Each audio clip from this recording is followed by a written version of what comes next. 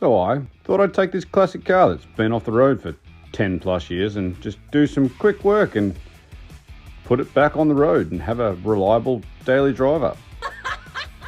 Then we got into it. And now we're kind of here. We'll get it done. Yeah.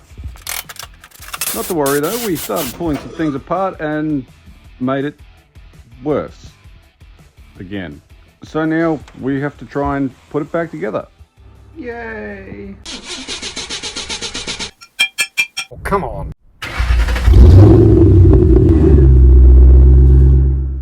Now I know what you're thinking, because I've already heard it from everybody else who knows anything about this car. That was a good car. Where did you go and pull it apart? Except that it wasn't. Fortunately, we could have just gone through and thrown some patches over and, just made it look, good enough. And then I would have had to pull it back apart in a couple of years' time and redo it. So I would rather go through and do it properly. And that means everything comes off. So here's the joy of owning old cars. Find a little hole or rust bubble, you do some poking and prodding, and, within 5 minutes, you've done enough damage to question your life choices. So it's worse than it could have been. So at this point, the only obvious thing to do is start cutting stuff. Now this random hacking isn't actually that random. I'm trying to keep to straight lines and easy contours so that I can try and make the pieces fit in nicely.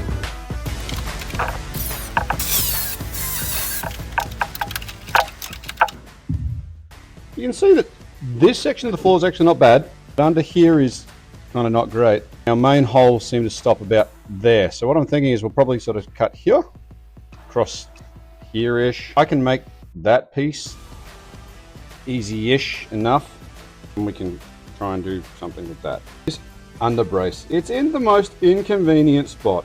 Anyhow, let's cut stuff. Remember kids, always check what's behind what you're cutting. And then we're going to make a really rough template of what I think my patch should look like, because that's what professional people do. And quite clearly, I am a professional. Look at this precision work. But in all honesty, I'm mostly just guessing, so we'll see if it works out the way I want it to.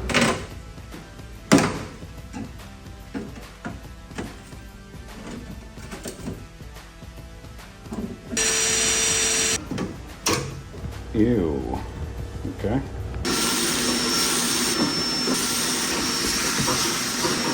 So at this point we have a big hole in the floor, which ironically feels better than when we just had a whole heap of little holes in the floor. So I'm going to clean all this up. We're going to rust treat as much as we can under here, start making up our patch, and we'll try and put the first piece back in.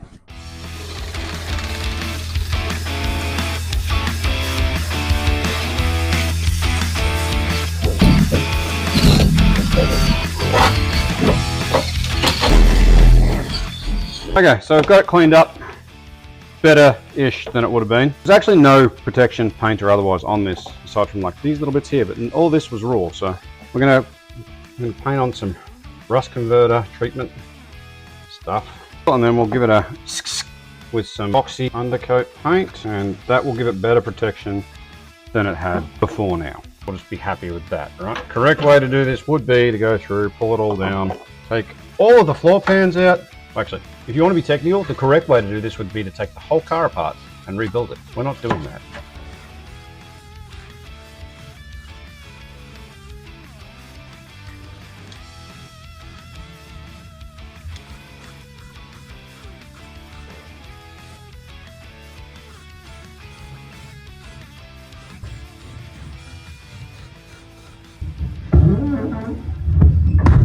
So out here we've got our rusty piece of sheet metal that I really should probably put away. And all we're going to do is we're going to try and line this up kind of with a top edge,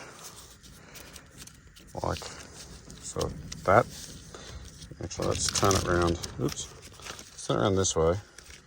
Let's try and line that edge up.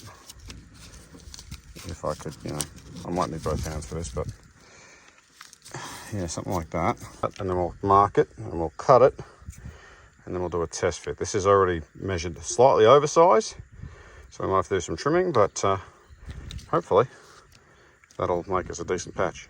Kind of what we're thinking for our first part of our patch.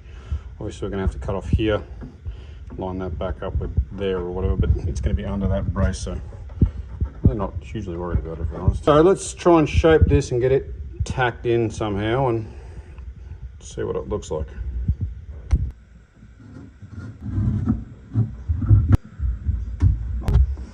All right, let's get this cleaned up and get it tacked in.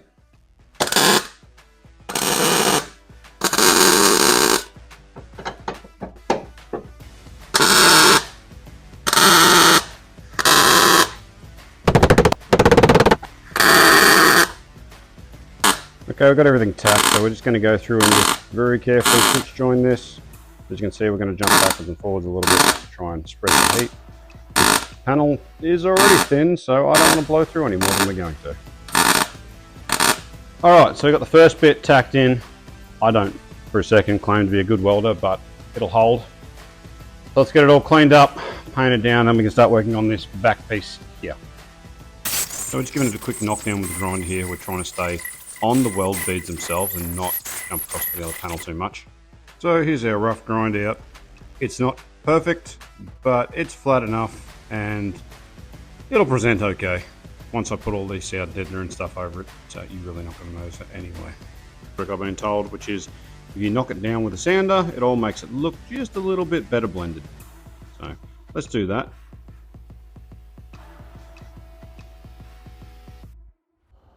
Okay, apologies, my microphone died, but basically everything in here is solid. It's all welded. There's a couple of little finishing spots to finish it here, like this beading here and where it sort of butts up, but overall it's pretty well sitting where we want it. So it's solid, it's not going to move. We're pretty well ready to make up the next patch, put it over the top and get it all sitting nice and flush, and then we can go through and clean up and get it all painted. Now there's still a little bit of play in it, so we're going to have to secure that a little bit better, but let's keep moving. Now before I forget, we're just going to quickly throw some spot weld holes in just to make sure that this stays right there. I don't want it walking around. Okay, I've got our next piece in. Floor is almost nearly a floor again. There's still a little bit of work to do on the lower panel, but upper panel's good. Pretty happy with how that's all going. Let's give it a quick primer. We've got some gal primer on there already. Put some undercoat on it so it doesn't rust. And that'll probably do us for the day because I am running out of time.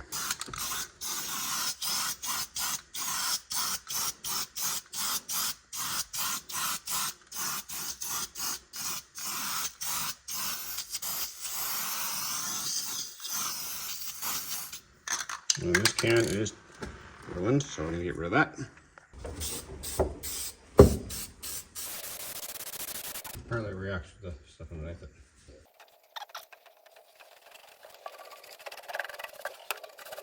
There you have it, guys. Very brief tutorial on how a novice DIYer can somewhat replace a floor pan. That's it. We're in. It doesn't look fantastic, but it looks a lot better than having holes in the floor. Obviously, this has sealed the inside. We're still going to have to do the underside. Go through and make sure that that looks as it should. Pretty happy with that. We do still have a few bits of grinding to do. We've got a few more spots of holes in the floor that we need to sort out.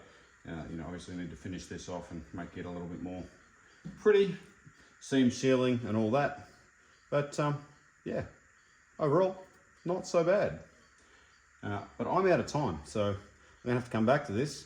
Hopefully this has been of use to you, and we'll see you in the next one. Thanks, guys.